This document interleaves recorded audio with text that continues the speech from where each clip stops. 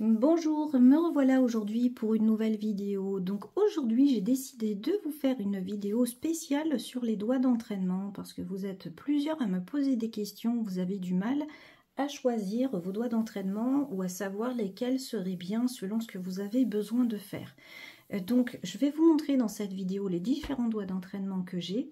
Je vais vous dire tout simplement à quoi ils me servent et vous dire lesquels je vous conseille le plus, que ce soit par rapport à leur tarif ou aussi au niveau de leur qualité pour éviter d'avoir des doigts d'entraînement qui s'abîment trop vite.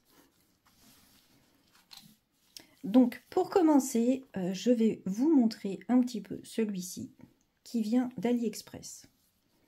Donc vous voyez, il est assez réaliste, il est vraiment pas mal fait du tout.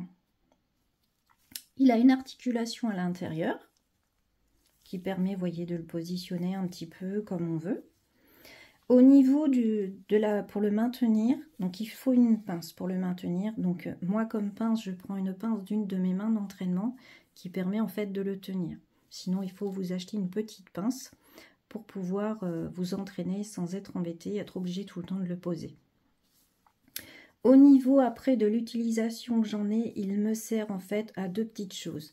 Il peut servir par exemple aux filles que j'ai en formation VSP, juste pour qu'elles s'entraînent à poser la couleur VSP parfaitement, sans défaut, par exemple sur le contour et tout, de façon à ensuite pouvoir faire leur pose sur les vraies mains sans défaut. Voilà, ça leur permet juste d'avoir un petit entraînement en premier avant de passer aux vraies mains. Au niveau après de moi, l'utilisation que j'en ai, il peut me servir simplement pour des photos. Voilà, pour simplement faire des photos de pose avec du nail art. Ça met le nail art un petit peu en valeur de le montrer tout simplement sur un doigt d'entraînement. Ensuite, au niveau des poses et entraînements, vous voyez ce type de doigt, c'est pas le type de doigt que je vais utiliser pour de l'entraînement, par exemple, pose chablon. Pourquoi? Parce qu'au niveau des cuticules, vous voyez, c'est un silicone qui est quand même assez souple. Voilà, très très mou. Les coups de lime l'abîmeraient très très vite. Donc pour de l'entraînement pose chablon, je vais plutôt prendre des doigts en silicone qui ont un silicone beaucoup plus solide au niveau des cuticules pour éviter que ça s'abîme trop vite. Donc voilà, lui il me sert plus pour les élèves pour qu'elles s'entraînent à poser leur couleur et pour des photos tout simplement de nail art. Donc ensuite le deuxième, je l'avais trouvé sur le site Design Nail Art. Donc lui, pour pouvoir travailler, on peut très bien, pareil, le bloquer dans une pince. On peut aussi le poser. Quand on a besoin de faire quelque chose, on peut très bien le poser simplement comme ça, puisque le côté plat nous permet de pouvoir le poser. Au niveau du doigt en lui-même, on a aussi à l'intérieur une articulation métal qui nous permet de le positionner comme on veut. Et ensuite, au niveau des entraînements qui peuvent être faits avec, là, sur ce type de doigt-là, je vais pouvoir commencer justement à l'utiliser pour mes élèves qui ont besoin de faire des entraînements de pose. Il résiste beaucoup mieux aux coups de lime. Voilà, les filles qui peuvent donner des petits coups de lime, ça peut l'abîmer un peu, mais il est beaucoup plus résistant que les petits doigts d'entraînement d'AliExpress. Donc lui, voilà à quoi il va servir. Soit je peux faire des petites démos pour mes élèves dessus, ou soit il peut tout simplement servir à certaines de mes élèves quand elles veulent faire un essai d'abord sur un doigt d'entraînement avant de poser sur main réelle, tout simplement. Donc ensuite, celui-ci, c'est le Flexi Finger, je le trouve sur le site Framnails. Donc ils vendent le doigt tout seul, que je me suis déjà racheté à 2 reprises. Et puis ils vendent celui avec le support. Donc là vous voyez, c'est un support où en fait ici on insère simplement. Comme ça on peut travailler tranquillement. Puisque cette partie là c'est une ventouse, on a juste à la fixer sur notre plan de travail pour pouvoir travailler. Au niveau de son utilisation, donc lui vous voyez il n'a pas de structure en métal, il est tout mou. Donc ça nous permet de travailler sans être embêté. Il est assez solide. Et lui, l'utilisation que j'en ai, lui, il me sert énormément à faire des démonstrations à mes élèves parce qu'au niveau des cuticules, le silicone est vraiment très solide. Il est vraiment costaud. Vous voyez, c'est un silicone, on le voit juste en passant en dessous. Là, c'est vraiment beaucoup plus solide. Donc lui, c'est celui que j'utilise en démonstration pour mes élèves. Et très souvent, c'est aussi celui où certaines de mes élèves vont faire des essais dessus avant de poser justement sur leurs vrais ongles. Parce qu'il est vraiment costaud, il est vraiment solide. Donc avant de l'abîmer, il faut quand même faire pas mal d'entraînement dessus, quoi. Donc lui, je vous le conseille vraiment. Pour vous entraîner, il est vraiment bien.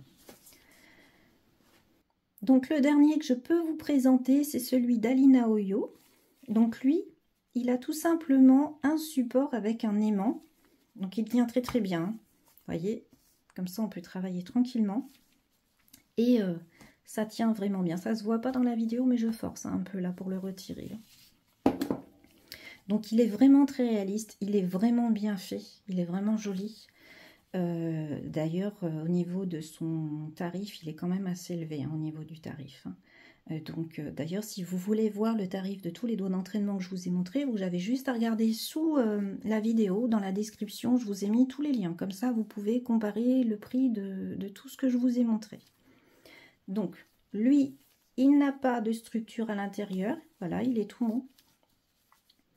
Au niveau donc, du doigt en lui-même, il fait très réaliste. Donc je vous le montre d'un peu plus près. Donc vous voyez, il est vraiment très joli, il est vraiment bien fait. On pourrait presque croire que c'est vraiment un vrai doigt. Voilà, le contour est vraiment, vraiment bien fait.